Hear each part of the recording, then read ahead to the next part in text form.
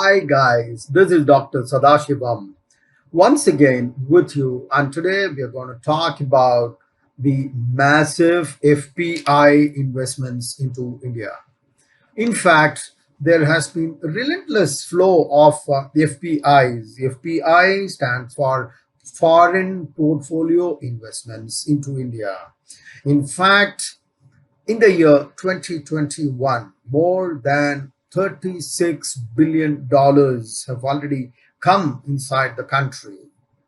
What makes this very special is it is only second to 2015, the year after our Prime Minister Narendra Modi ji came to power. In the year 2015, when we had approximately $42 billion.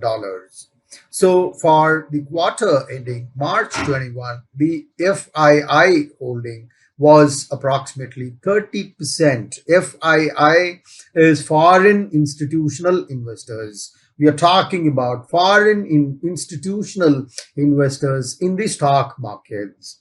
That was somewhere around, this is as far as the NIFTY is concerned. Now, as far as the Bombay Stock Exchange is concerned, it was valued at approximately $600 billion. We are talking about the total one, the $600 billion, which is approximately 46% of the total float in the stock market.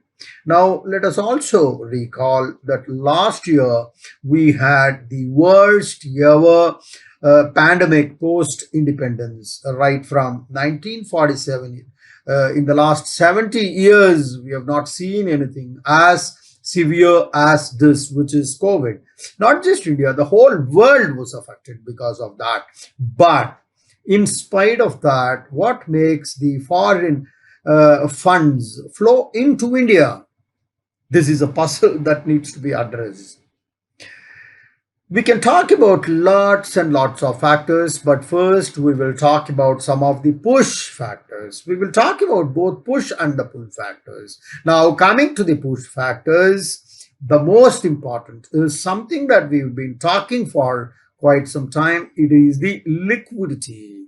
Liquidity is the total amount of money in the system, liquid money, cash. We're not just talking about domestic liquidity. We are talking about the global liquidity. In fact, more than $10 trillion, guys, of liquidity has been pumped into the system since the time COVID. I'm talking about the international, right? Not India, right from March 2020. In fact, most of the governments throughout the world, especially the United States, they are all going for lower to longer inflation. This is one term which is so much talked about, so much debated in the circle of economists. What does that mean? Lower inflation means keep the inflation as, interest rates as low as possible and for as long as the inflation can continue. So typically it means you will increase the liquidity as much as possible. So typically when you increase the liquidity, there is a possibility for inflation. It will be longer, but there is no problem. Let it be for a long time. But growth cannot be compromised. And we've always been telling you that if you try to reduce the inflation, it can have implications for growth, right? Therefore, there has been a commitment. I'm not just talking about Indian government. I'm talking about commitments from various governments throughout the world to do whatever it takes till such time the growth takes place.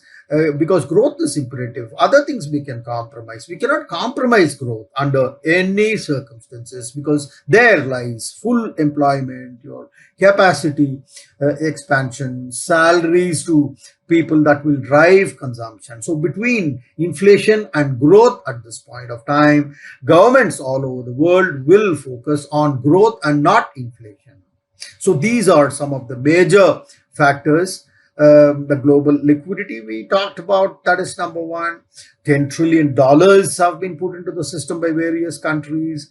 The lower for longer inflation policy and the commitment from various governments throughout the world to do whatever it takes till such time we come out of the crisis. Now, coming to some of the pull factors, we are talking about the cyclical pull factors. Typically, when you talk about the cyclical pull factors, it is domestic internal growth. And secondly, we are talking about the fiscal and the current stance. What is fiscal? Fiscal is anything to do with your customs duty, other duties, taxes, etc. And the second is monetary policies, where you pull the levers of interest, your interest rates, you repo, reverse repo, you put in liquidity or you suck liquidity, and these are the levers that RBI uses whenever we confront this kind of a crisis. And typically we are talking about both the fiscal as well as the monetary levers.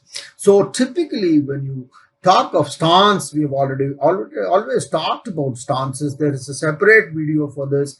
We have talked about hawkish stance, dovish stance, neutral stance, and also accommodative stance. Now, currently, as far as the government of India is concerned, we are talking about the situation in June 2021. The stance is accommodative stance. In dovish, then you also have the hawkish. Hawkish is when you increase the interest rates to such a level that you suck the liquidity from the system. We're not talking about that. But as far as the pull factors are concerned, is the cyclical factors are important. The current fiscal and monetary policies, the current stance, and the high frequency data.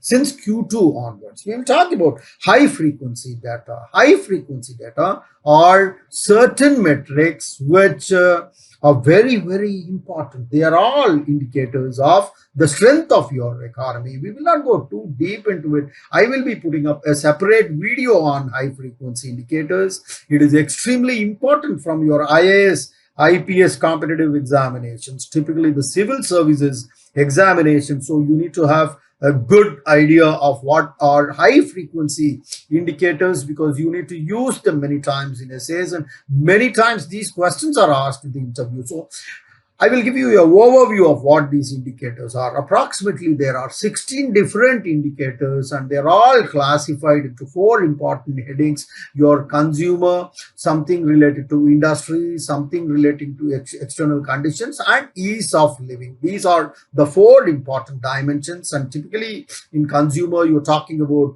sale of cars, tractors, two-wheelers, travels, consumer based. And secondly, you're talking about what is happening in the industry. So typically when you talk about industry, you have this PMI, which is purchase managers index, and you have important core growth, which consists of production of electricity, steel, refining, your coal, cement, natural gas, and all those things, which all comes under this index of industrial production, IIP. It's some kind of a diffusion index. And then you have banks, non-food credits, okay, and also you have this rail, freight, etc. These 4 come under the industry, the PMI, core industries, some sectors that we talked about. Then the bank, non-food credit, right, non-food credit, and any credit which is given for agriculture and other items are not considered in that. Okay, it's part of the industry. And then of course you have the rail freight, which is an important indicator. Then you have certain things called as exogenous factors, which is your import cover. Import cover talks about how much foreign exchange reserves you have and how many days and months can that service your import obligations. We have a cash balance of if you have how many months you can run with that in the current standard of living, right? I'm talking from a domestic case, something similar. You have this, of course, the other thing, current account balance, your balance of trade, your foreign exchange, all that, which are all external factors. Then we have the ease of living index. How happy a citizen is, how happy is you are able to live, your inflation, CPI, core inflation, you have rural wages, you have job outlook. So these are some of the high frequency indicators We will not go too deep into it, but these are factors which which can bring massive FPIs into your country. So apart from that, what are the other things? The government of India's tactical reform push is extremely important, because anytime you talk about this reform push, the only thing that comes to my mind is PLI, which is production linked incentive. I'm putting up a separate video on this from the IAS IPS. It's extremely important. How many sectors are covered? Approximately 13 14 sectors. How much money will be put into it? Some 3 lakh crores or something, in how many years. All those details will be shared in that video. Initially it was done, and over a period of time more and more sectors got added, which is now 13 14. Now the batteries have been introduced in the PLA, somewhere around 18,000 crores. We have put up a separate video on electric vehicles. Guys, please watch those videos too. So your PLI is extremely important, and the corporate taxes, your flexible inflation targeting, the monetary policies that the government is taking, keeping the inflation under check while at the same time meeting the growth targets. All of that has helped driving huge inflows into the country, and one of the highest since the last many years, right? Remember this Great Depression, not Great Depression, your subprime 2007. The business was completely down. Big companies had to be bailed out in the US. Companies like Ford company, your Chrysler and General Motors had to be taken out. Package was somewhere around $800 billion US had to give to recover these 3 companies, take them out. So these are some of the reforms that government of India did, something on similar lines of how US did, government of India is doing. And over and above that, free movement of capital between the countries happens only when the foreign investors trust the government, in this case the Indian government. In this case, we are talking about the FPIs which are coming into India, which is one of the key reasons for the stock market to touch 16,000 levels. But in the last 1 or 2 weeks, it slightly dipped because of news of increase in the interest in the US. I've already put some videos how the interest increase, the rumors in US is affecting our stock market. But all said and done, we are racing towards Nifty touching 16,000. Free. These investments can only happen when foreign investors trust our government and there is a conducive environment, right? And this huge inflow of FPIs into the country, like $36 billion in 2021 alone, is a testimony to this fact. And also, other than that, these can only come when your aggregate demand, aggregate consumption, aggregate employment, all these aggregate factors are all in favor. That is when foreigners will put in money. And this is not the data that I am giving you. This is the data which the Bank for International Settlements have officially announced. And there is a huge buildup of foreign reserves, and we've already crossed $600 billion, right? Guys, not a joke. 600, 1/3 of the foreign exchange reserves happened during the last year alone, approximately. 1/3 is somewhere around 200 crores, $200 billion, sorry, $200 billion. And approximately $100 billion is on account of FPIs alone, right? That's a huge money. But this is hot money. The flight of capital can take place anytime. It can move out. And probably that is one of the reasons we have been seeing a stable rupee. I'm putting up the statistics in one more video. If you look at the rupee dollar exchange, rupee has been quite stable in the last 5 or 6 years. You can see that for yourself. It hasn't depreciated much. We have been able to do that only because of good government policies, good export policies, and We have talked about this rebound in stock market, this Nifty touching 16,000, which means a very clear, discernible wealth creation is seen in the country. It's called as a wealth effect. So people have started investing in the stock market everywhere. The business climate is going up, the ease of doing business. And if you look at the retail investors, the portfolios have surged by 7.5 million. We are talking about the retail investors in the stock market. And over and above that, if you look at the assets under management, AUM, it has surged by $3 trillion. Right? How much people are investing into these equities and other portfolios, right? In fact, the stock exchanges added more than 9 million accounts, and the retail investors had 45% trade in the trade volumes, right? So whenever these stock markets move up, people used to think it is only because of FDIs and FIIs, etc., the DIIs and corporates together. But nowadays, the retail investors are putting money because people are very confident about the growth of the Indian economy, growth of the stock market, and stock market clearly reflects what is happening on the profitability. Remember, your stock market prices are always slaves of your corporate profits. Unless the corporate companies make profits, your stock prices will not grow up. So whenever the stock prices go up, it's not the owner of those companies who are benefited, but along with them, a lot of public people are getting benefited. A lot of people have put their retirement savings into the stock market, and all of those people are earning. And this is what we're calling as a wealth effect, which we have studied in econometrics, and it's the result of timely, conducive policies by the government of India. And nobody can say with a level of confidence that all the decisions are good.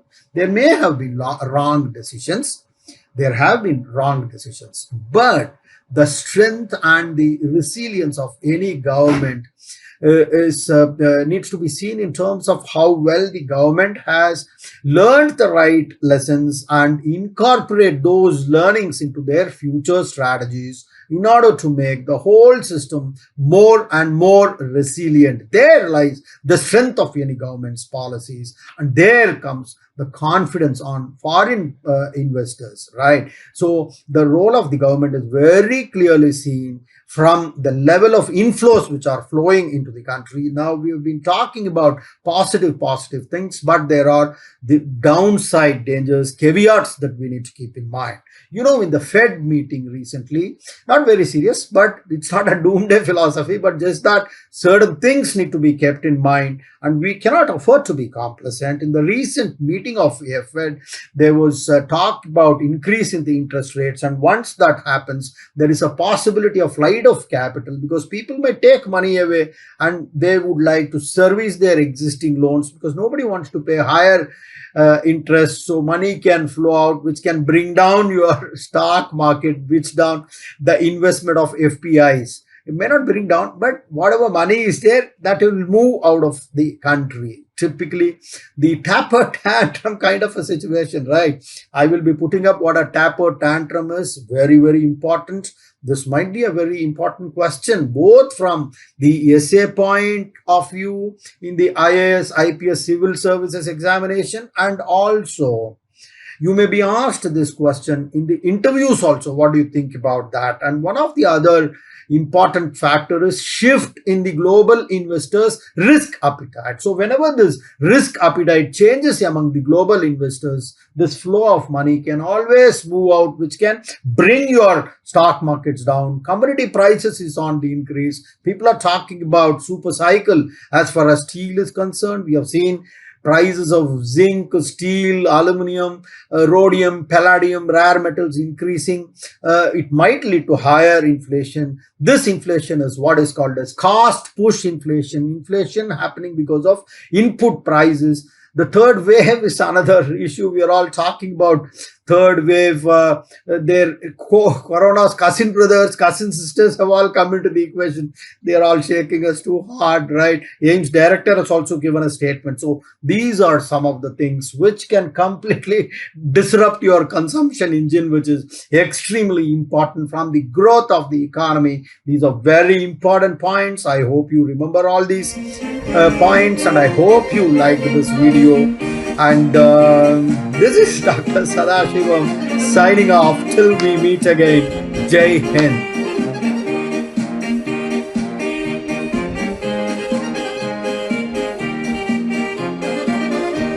Arriba, arriba, la